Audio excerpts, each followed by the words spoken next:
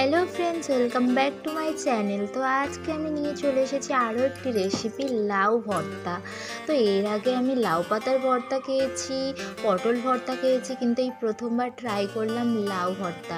বাড়িতে ছিল লাউ আর সঙ্গে ছিল চিংড়ি মাছও।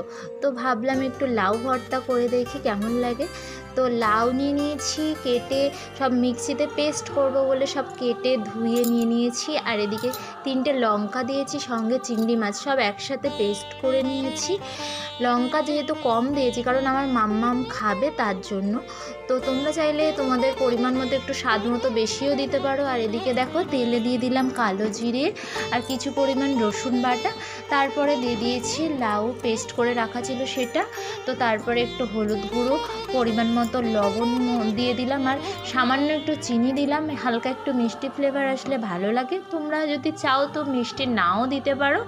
তবে এই যে জলটা ভালো মতো শুকিয়ে নিতে হবে, একদম মানে জল জল থাকলে হবে না, একদম শুকনো মাখো মাখো হতে হবে।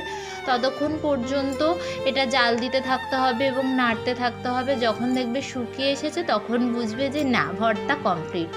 তো আজকের রেসিপি আমার এটাই ছিল। টাটা।